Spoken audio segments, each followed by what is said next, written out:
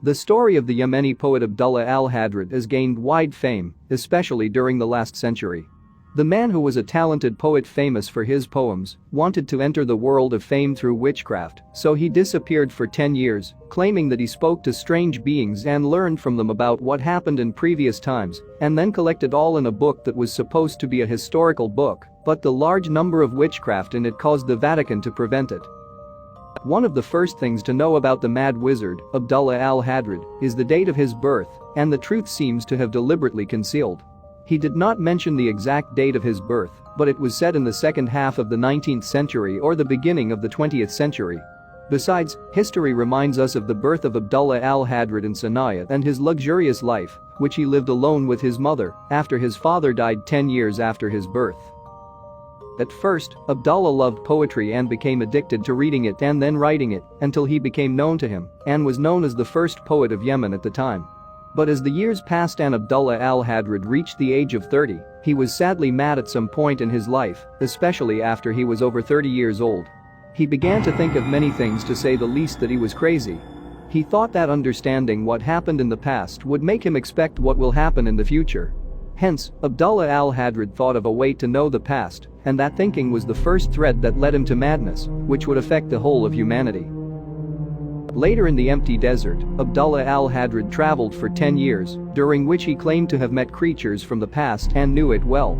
He also claimed that he was able to communicate with these beings and learn a language through which he was able to write history in a book that was closer to history in the beginning, but later became a reference in witchcraft during the trip managed Abdullah al-Hadrid, as we mentioned from his book, The Most Dangerous Books Ever, Al-Azif, or Necronomicon, which Abdullah al-Hadrid claimed to contain interviews with jinn and mysterious beings that lived in the past.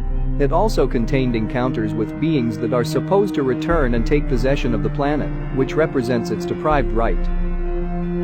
The manuscript Al-Azif also talked about crazy things, including mating a group of jinn with a group of human beings and giving birth to a group of demons who spread corruption in earth and destroyed it before the great flood came and cleansed the earth from them.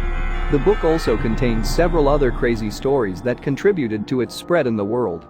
It was not a few years since the manuscript Al-Azif of the poet and wizard Abdullah al-Hadrid was published and then began to spread frighteningly, just as it did with Shams al-Ma'arif.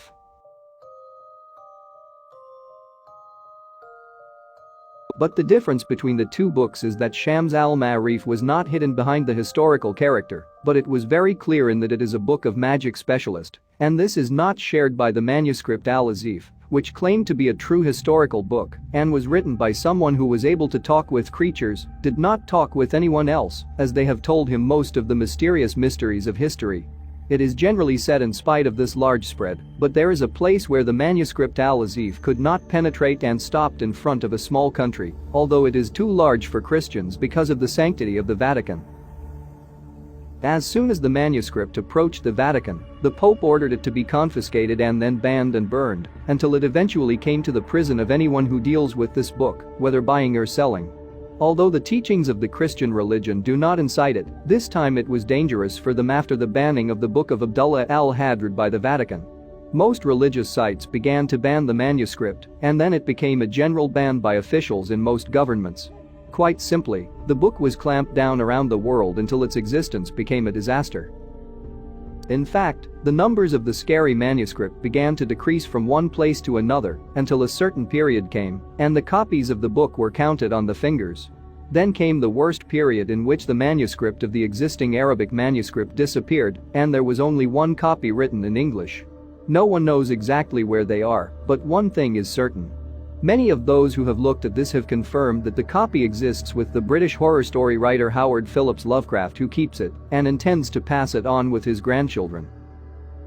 I think, with all that we have said in this video, many of you will wonder about the end of the author of the controversial book. The end of Abdullah al-Hadrid was no less than the end of his tragic book. Most contemporaries said that the wizards and mysterious creatures that Abdullah al-Hadrid had dealt with were angry with him and decided to take revenge for his use of magic and bad things that were not agreed upon.